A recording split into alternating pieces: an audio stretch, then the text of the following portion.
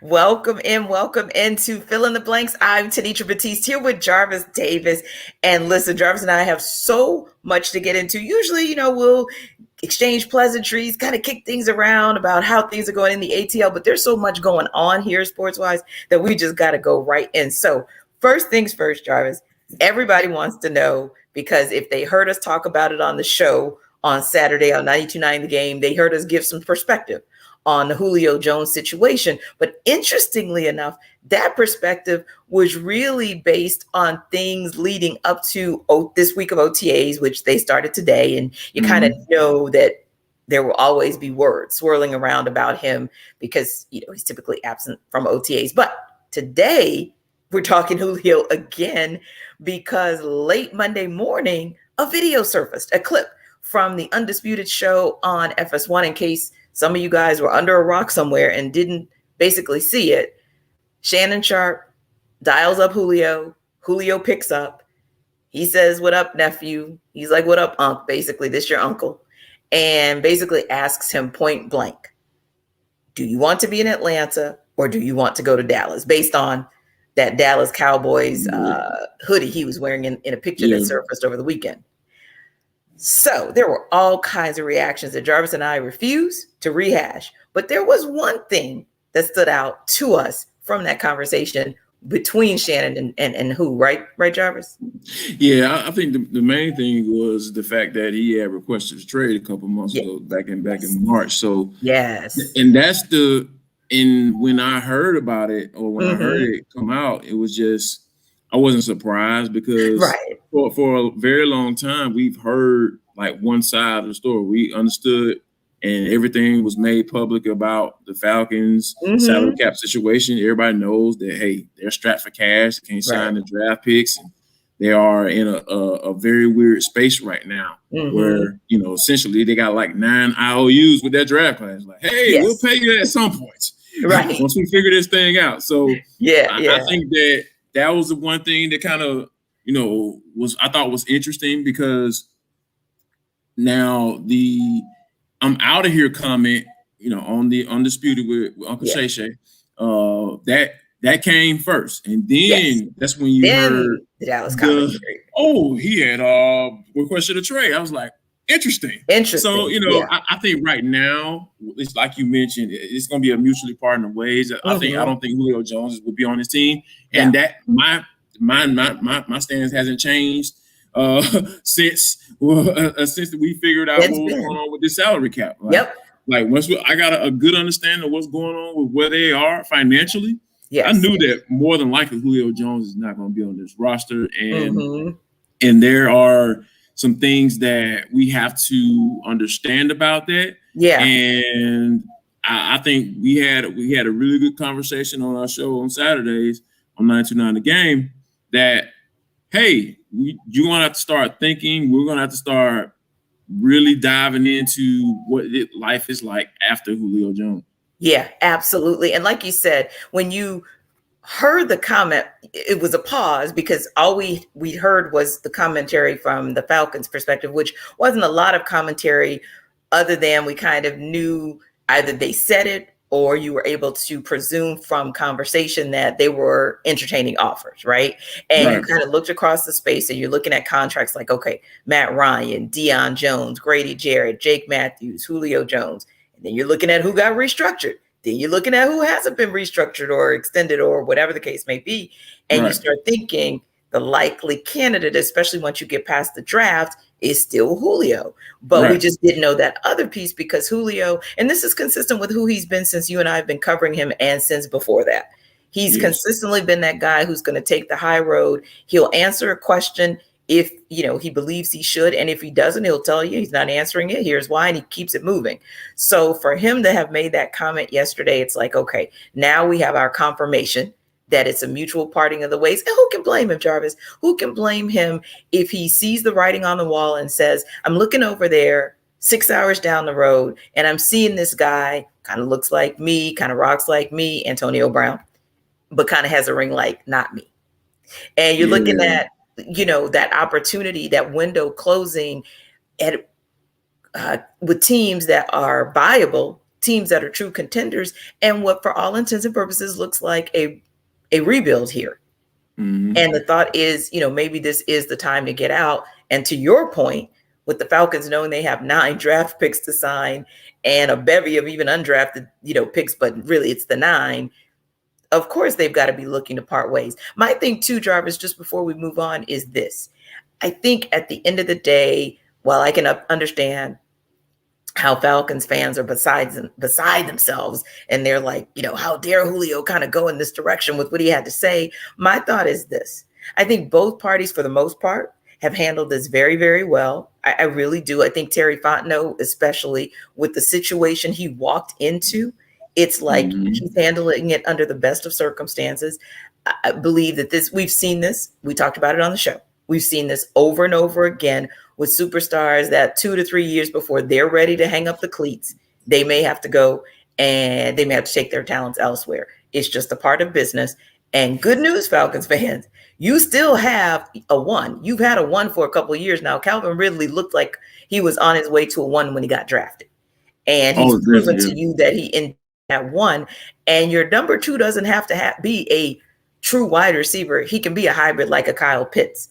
So definitely you have what you need in terms of that wide receiving core being okay when, and I say when because we've been saying if, but it looks like when Julio Jones parts ways this ahead of this season. But we know, Jarvis, that that's not the only story for the Falcons or even around the league. We know that the NFL is officially kicking off OTAs this week. Falcons actually kicked off OTAs today, and you had a chance to be in the building and kind of see, at least from a distance, what Arthur Smith was doing once he got over his 16 minutes and 16 seconds of non-commentary that you and I witnessed earlier. Once he jumped out of that pot, once he got out of the kitchen, he had to get back into his element, and he was definitely fired up out there on the field today. But it was one thing, but it's OTAs out in shorts and jerseys, and I totally understand it. But it was just one thing that kind of just stood out to me was it was interesting to see the Falcons defense in a 3-4 alignment. Like that was, I know that might not be that much, but they've been a 4-3 for so long. It's just to see them make that transition to look at different guys like Jacob Tuioti-Mariner, who's dropped a lot of weight, looking real lean and slim, making that transition from a defensive end to an outside linebacker, potentially have to, because simply he might have to be run with a running back, and it's not ideal if you're 270. Right. You don't want to be like that. You probably want to be more like a 255 if you're trying to run with a running back. So I thought that was one of the things that really just stood out to see how Dean Pease is going to put this thing together. Yes. Obviously, the guy who everybody's expecting to be the main guy, who had I can't say he sucked last year, but I think he had a disappointing season last season. Dante Fowler wasn't out there today. So, and we all know he took a pay cut and everything like that. So, he wants to be here. He wants to prove his worth. But I think it's just a really interesting thing to see this Falcons defense in this 3-4. I'm interested to see what Dean Pease is going to do as far as constructing pressure. Because I don't see another guy that's going to consistently get to the quarterback on the outside. And I've talked about this previously. I do believe that they aren't finished from a veteran pass rusher rotational guy standpoint. I think there is a possibility that they could add more at that position because they're going to need it. Oh, yeah. Especially with, like you said, even though it's going to be hybrid, as Dean Pease has called it, essentially it's going to be a hybrid defense leaning 3-4. So, in order to pull that off, you have to have the proper personnel. And there are a couple of veterans that definitely they could get for that to happen. But that also speaks volumes to all of the quote unquote versatility that they got out of the defensive players that they went after in the draft. So, things are starting to pop off. Things are definitely starting to pop off in Flowery Branch, and things are really going to pop off again tomorrow in Gotham because it's game 2 at Madison Square Garden. Hawks, Knicks. Hawks steal. And, I use that. I got quote unquote steal, around steal, right? Did they really steal? Right. And right. Because when you think about stealing, you think about being an underdog. And when you're kind of dead even as far as the odds are, I think it was like a 1.5 point, if you will, 1.5 in the Knicks' favor, but essentially as a wash. And you think about the fact that these teams are fairly evenly matched and that the Hawks really were in control. They led the game, meaning they had the lead the majority of the time throughout that game. I think the biggest lead was like 11 points, but the steal comes from the fact that in the fourth quarter, and really if we could take it back to just the last few minutes of the third quarter, the steal is that you saw in that third quarter something that needed to happen. Trey needed to get his break so that he could be ready for the fourth quarter. Lou Will comes in, does damage, and Trey says, keep him in there. Because when Lou is hot, you let Lou stay. And all of the little pieces for them to be able to take game one were in place. Now, Jarvis, they have a unique opportunity, even not playing their best game on Sunday, because everybody keeps talking about Julius Randle not playing his best game. Well, guess what? Your bench covered him because they covered him to the tune of 64 points. So miss me with that one versus the Hawks having only 31% productivity from their bench, and really most of that coming from Lou Williams. So Hawks didn't play their best game, but they got out of there with a win. Now they've got to go and attempt to do it again tomorrow so that when they bring it back to State Farm Arena on Friday, they're coming home potentially up 2-0. You know what? I just want to say this before I go into my little diatribe here. I think that Atlanta has a superstar. Folks. Yes. He's here. He's here to stay. Yes. All the Hawks have to do is continue to take care of him. Yes. And put the pieces around him. Take care of him financially by go ahead and give him that max contract when that time comes. And make sure they do everything in their power to surround him with the right people in order for this team to compete for a championship, because Trey is that guy. When people were out, and I was out and about when the game was going on, and people were surprised at the way they were playing, and they were saying like, oh yeah, it's the same old Atlanta team. I don't trust them. I'm going to consistently bet all that stuff. And I was like, no. That's not for this team. Not this team. Yeah. If you talk about the other team that I just came from up in Flower Branch, I probably like, all right, cool, let's see how it goes. But more than likely, you're probably right. But when talking about this team on a State Farm and the team that has this young budding superstar guy who can be that guy, face of the franchise type guy going forward, it doesn't work. That doesn't fly. I'm not accepting that. So when you see him taunting the crowd after he hit that little floater in the lane with 0.9 seconds, and he said, "Hey, it's quiet in here. Yeah, what's going on? Where y'all at?" And looking at the crowd, "Hey, what's up?" And here's the reason how I knew he was a superstar before that. Oh, yeah. They were talking about blank Trey Young before as soon as he got the ball. Every time he got the ball, they were chanting and booing and all that stuff, and he hadn't even done anything yet.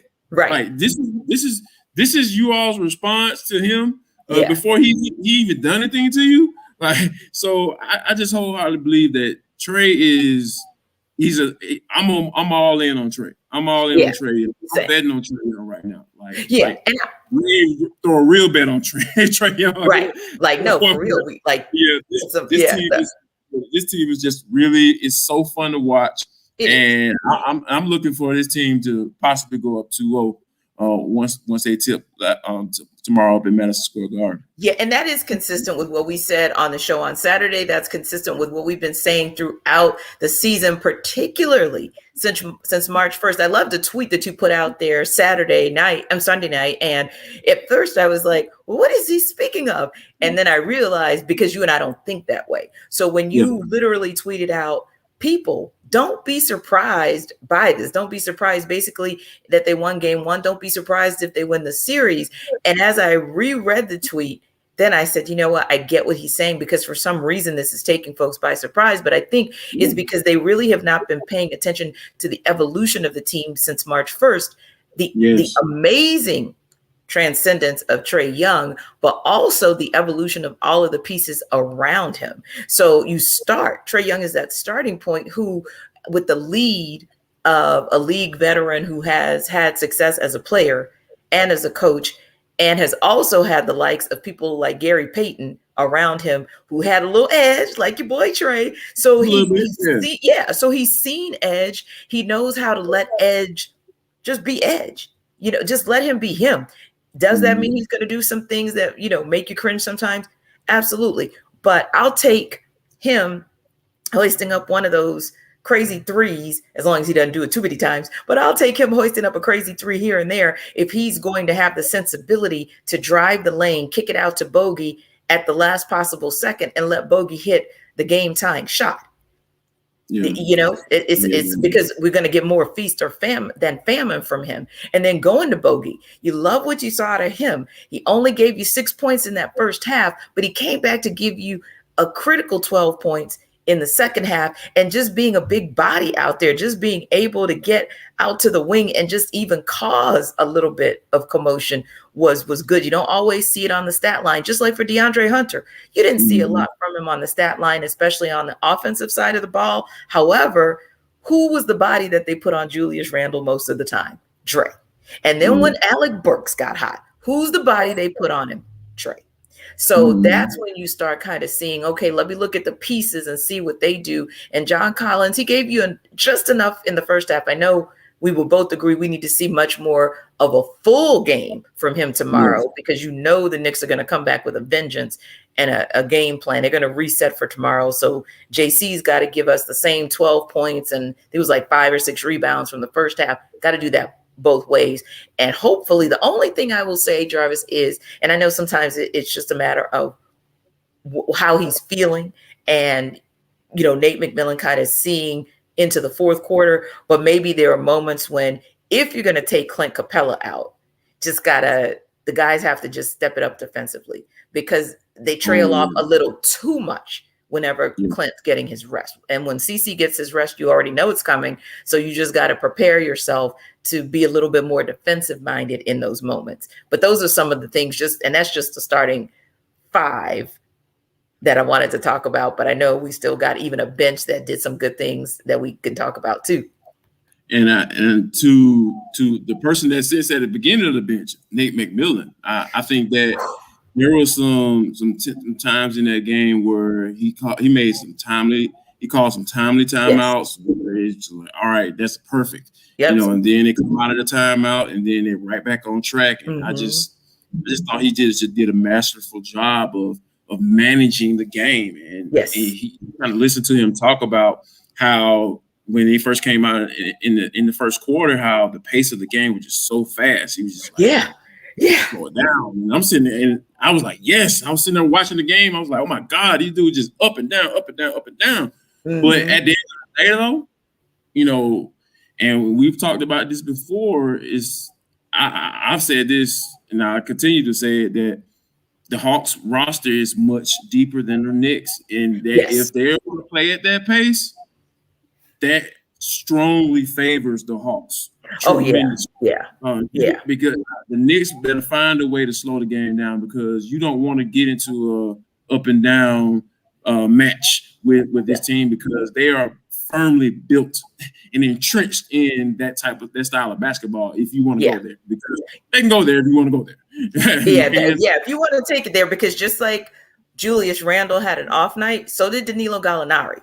And so did Bogdan Bogdanovic for a half. And those are some assassins. And then if they go off and they catch rhythm and they catch their fire early, and even Kevin Huerter was a little quiet for him offensively. So just think, if those guys can pick up their tempo a little bit more, and to your point, the Knicks try to do this whole run and gun, that's a game, that's a tempo that favors the Hawks. But yes, Nate McMillan, other than that one that makes me scratch my head a little bit with Clint Capella. But like I said, I still understand on some level. And that's more for the team to just step up their defense. Yeah, even down to him calling a timeout at one point that led to a missed free throw. just little nuancy things that in a tight game where literally it's going to come down to a basket. Every possession counts. Every one of the possessions. And Jarvis, before we move on to the next topic, that's something that Nate McMillan had called out about a month or so ago, because there was a game, there were actually one or two games where he was literally beside himself because he felt like in the waning minutes the Hawks weren't getting it. Like, you don't see the importance of getting all of these possessions and all of these buckets. So to see them really get an understanding for how important that is in that fourth quarter and then ultimately in that game. Yeah, definitely a good look. And you should be encouraged, Hawks fans, about what this thing is going to look like, what the series is going to be, what the series is going to be. But we know it's going to be a long series. Should be fun. Just like the rest of the NBA playoffs has been up and down crazy.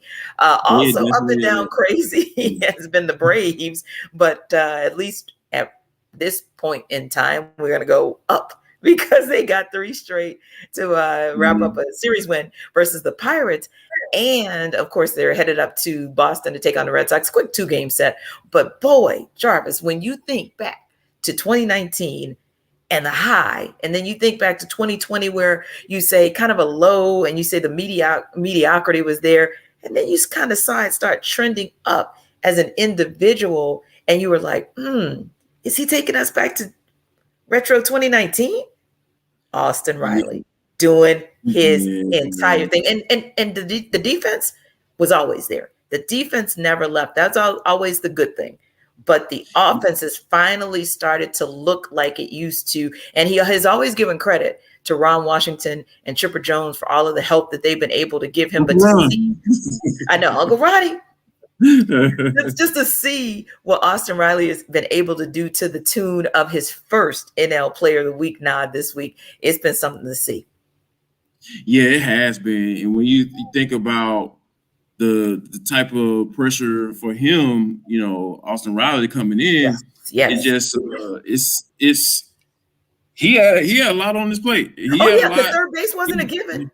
Yeah, it definitely wasn't a given. So when you think about where he is, you're talking about over a 1 on OPS, a 658 slugging percentage, 342 batting average. Batting average. Like, this dude just mashing. And I think one of the main reasons why it's been that way for him is because I think his approach is different. Because the book was out on him last season, because like, hey, they get him chasing those balls, sliders going away from him, and he was a done deal. But now he's kind of sitting there waiting. He even got 9 walks in the month of May as well. So you know that he has that eye, and he's saying, okay, he's going up there with a plan and looking for a certain pitch, instead of, oh yeah, let me swing at this, right. Because in baseball, it is definitely a thinking man's game, especially when you're up at the plate, going against the type of pitching that you're going to face throughout an 162 game season. And one thing that I'm looking forward to is what they're going to do, of course, against the Red Sox. But you got the Mets coming right back at it, and you're going to be up there in New York, and they have a prime opportunity possibly to take the lead in this division, because everybody's been up and down, and New York has been dealing with so many injuries, and you got Jacob DeGrom coming back, who's been an absolute monster on the mound this year. So before he went out, I really appreciate what Austin Riley is doing, but I'm really interested to see what that looks like against a little bit better competition, because they're supposed to be the Pirates. They were. So, but I am really truly excited about what I've been seeing from Riley, because hey, I love for guys to live up to the hype. Yeah. If you can live up to the hype and then sustain it. Sustaining it is that's the big thing. Not necessarily have to stay at that peak level, but level off a little bit and not drop off. Like, I want to see what a level off point is for Austin Riley going forward. Yeah, definitely. And also shout out to what Dansby Swanson was able to do. He had a nice series, and Ozzy too lately. Yeah. Yep, exactly. Had a nice series as well. So again, the competition is definitely going to be better in these coming weeks. Right now, they're about a game and a half behind the Mets for first place, which is astounding, but that is the telltale of the NL East. So yeah, a couple games back to back in Boston, and then it's time to show and prove on the road, which you're able to do out in Queens. So speaking of what Queens, one queen in particular is able to do, Simone Biles. Man, Jarvis, I have watched this video at least 20 times now. When I saw it the first time, I will admit, she's so amazing that I literally said to myself, oh, I mean, that doesn't look too hard for Simone. That's like typical, until I Googled, I did a YouTube search on the Yurchenko double pike, because she is the first woman to be able to complete it in competition. And I read articles that said men can't even complete it. And it's so difficult that the Gymnastics Federation won't even give it a high level of difficulty, because they're afraid people are going to try it and get like mortally wounded. So, so I go to YouTube, and it's like a 2.5-minute video of all of these like top moves, and they show this one. And to see men do it, and to see it in slow motion, and then to think that little 5-footer was able to pull that off the way she did. Forget the hop at the end. That was one of the things I had to tune out of my head. Like, don't even think about the hop. Think about all of the inertia and all of what it took for her to springboard off that vault, hit that vault, and then hit that double pike. She's such a bad girl. She's like Trina. She the baddest, man. She the baddest. And that's the thing about Simone, because I don't think she gets enough credit.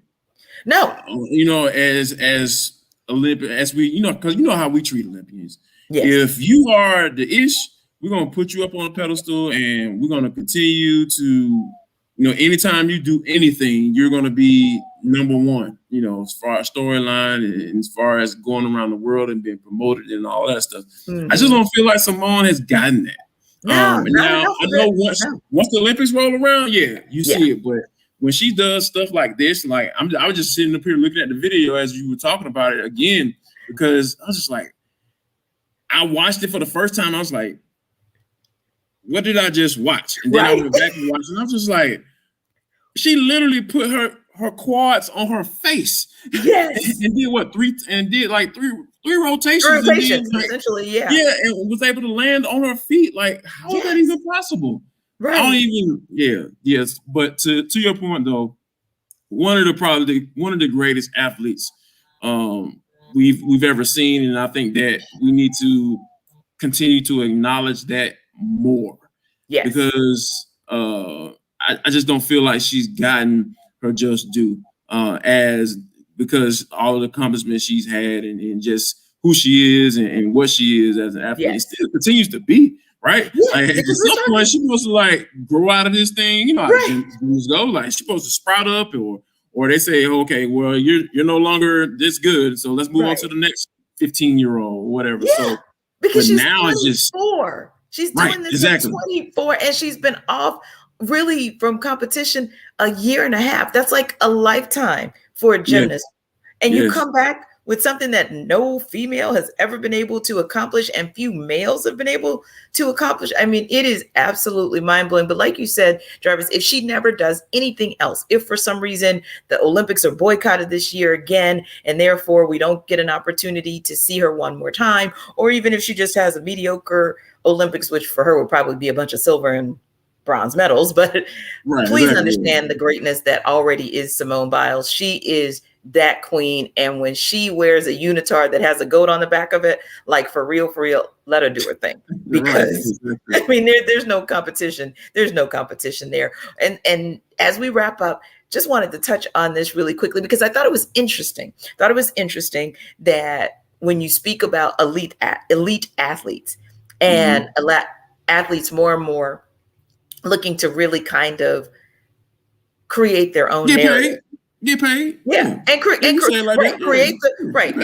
the narrative that allows them to do it on their own terms. I saw this article and I was like, oh, I texted you and I was like, hey, did you hear about this National League? Let's see, it's National Interscholastic Basketball Conference that's going to feature, the powers that we know about, Oak Hill out of Virginia, Mount Bird, IMG Academy out of Florida, La Lumiere, Sunrise Christian, and Washoe, among others. There are 2 other schools. So it's going to be like 8 teams that are going to play this 10-game regular season, play in special NIBC events, and hold a post-season tournament. And literally, they're going to, look to expand it. And it's got some serious backing for it. But for me, when I saw that, I was like, wow. I said, this is the way that you start creating the narrative and start redirecting the conversation early about name, image, and likeness. Mm-hmm. Yeah, because I think that's one of the things that is probably going to get pushed forward, because at some point the NCAA is going to have to realize that their little cash cow and all the little perks and little secret society type stuff of getting like doodle amounts of money. It's slowly coming to an end. I'm not saying that people are going to start going to college. I'm not saying that. Right. Superior athletes are going to go to college. That's just the system that has been put in place, and that's how it's going to be. However, like, the one thing that I've learned about this younger generation, man, I sound old, is that they like to have options. They don't like to be told what to do. No. So when you give them an option of, hey, go play in this league, you can make $100,000, $100,000, and maybe possibly be there for 2 years or so. Right. And if you get any endorsements, anything like that, that's on you. And we're gonna cater to your academic needs as well. So, and that's what the parents like to hear. So if my son can hoop really well, I want him to be able to make sure that you have an academic plan for him so he can continue to stay on track with that. All while, hey, I'm bringing home some bread. I'm bringing home the bacon.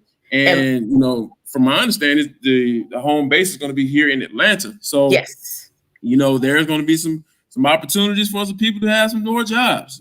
The more sports jobs in Atlanta, the better. More sports jobs in Atlanta. Right. Yeah, we like more sports to talk about. We like it. Yes. So the more sports, the better for us. And we can talk about that. But as far as the league goes and these players, I think that you got the G League, coming out with their little subsidiary league or team or whatever, what have you, and those guys getting paid. I think at some point you're gonna, how I used to give like your 3 schools and everything like that. You're gonna see Duke, the G League, and OT. So that's essentially you're gonna be competing against. NCAA is no longer probably going to be. College is going to be competing against these leagues, right? For these elite players versus just other colleges. So, and I think that's going to be a game changer. Yeah, and like you said, and I think the 3 letters that you mentioned, NIL, name, image, and likeness. If you don't get that thing in motion and stop playing around, guess what? These guys are going to start making their jump to these leagues, and then hey. And you think those NBA scouts aren't going to follow wherever those guys going? They're going to. So you can forget about that old school way of thinking, and because if you do, you're going to get passed by. And I think for the next 5 or 10 years or so, NCAA they'll be able to sustain themselves. But if you continue to think like that, it's going to eventually fade away. And I think 25 years from now, when my daughters are in college, you're going to be like, man, what happened to that organization? Yeah, I heard about this thing called the NCAA. The SEC is its own entity now. Like ACC is its own entity now.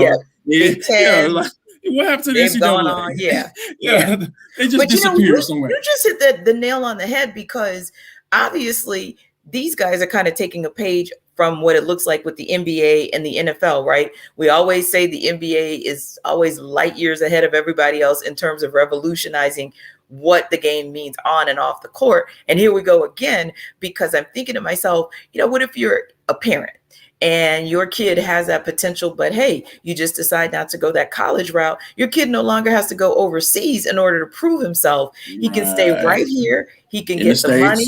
He can, exactly. So he can begin to, and now he has options. He's got a G League option. He has the overtime elite option. He's got this intercollegiate high school conference that's actually going to potentially start to put the blueprint in place for that. And granted, that's the whole premise of IMG anyway. That's the whole premise of IMG. Basically, yeah. Mm-hmm. Yeah. So literally the blueprint that they set when they created that school in Florida is now you're starting to see the fruit of their labor. But yeah, I love it. I do, because it gives them options, and the more opportunity that any one of us as an employee will want to have to be able to leverage against our employer, or along with our employer, the better. Any of us will want that.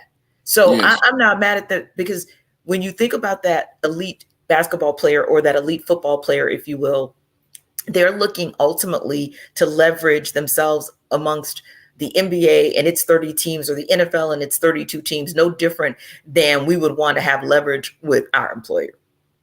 And options never, ever hurt. Options are always a beautiful thing.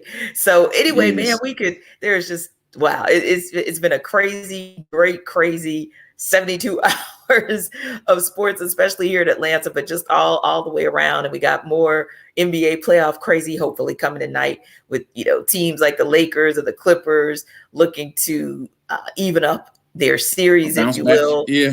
Yeah. Who would have thought we'd been saying that in the first round, right? I know. Right? Yeah, crazy.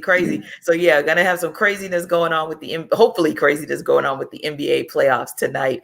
We'll just kind of see how that goes. I think, what is it, Bucks Heat? And I think the Bucks are looking to go up 2-0. I think that might be our third game of the night. Yeah, that's going to be a very interesting one, because like I said, you got the Heat who went into the finals made it to the finals last year. Nobody expected it. But coming into this season, they were a team that got hot towards the end of the year, and you think that Milwaukee has got a lot to play for. They got a lot to prove. They do, and it is time for them to show and prove. It is, and check that, Jarvis. Check it, right, exactly. But no, you're absolutely right. We shudder to say anyone's on the hot seat, if you will, but Coach Bub might be about as close as somebody on the hot seat, but they are up 2-0. So check that. It's actually Nets Celtics tonight, and the Nets who are trying to go up 2-0, but still that's going to be a good look, because that game, although, they ended up winning it fairly handily, it was in that fourth quarter that the Celtics kind of came alive and showed you, hey, even though the Nets really dominated that game, that series isn't going to be, they're not going to just go away quietly. So that's that other game for tonight. That's actually going to kick things off for tonight. So it should be interesting. All right, Jarvis, what you got for the people before we wrap up? Yeah, so it's really hot outside. So I'm going to go ahead and tell y'all this. Keep that water in you.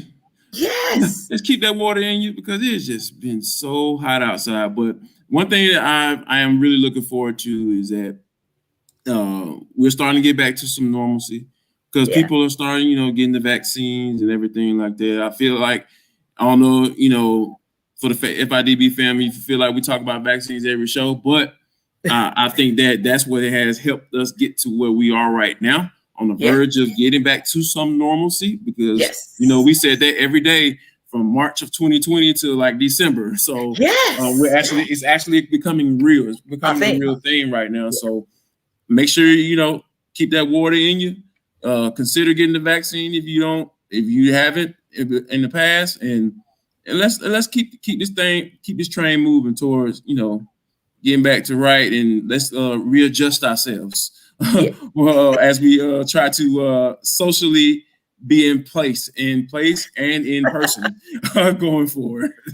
Yes. So anyway, we thank you guys, especially those of you who listen to us when we're on 92.9 The Game on Saturdays, typically from 6 to 7, but this past Saturday from 5 to 7. And also, Jarvis, we got a gazillion platforms they can check us on, right? Check us out on right now. Yeah. My bad. Anchor.fm, Spotify, Google Podcasts. Just go in and check us out. Go to our YouTube page, Fill in the Blanks under 23, and subscribe. Hit that subscribe button. If you're watching us live on YouTube right now, hit that subscribe button.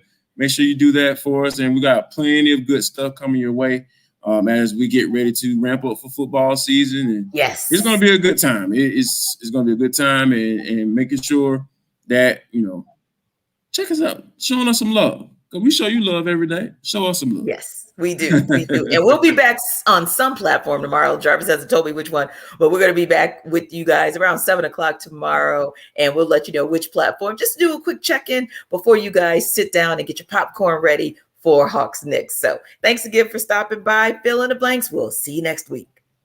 See you.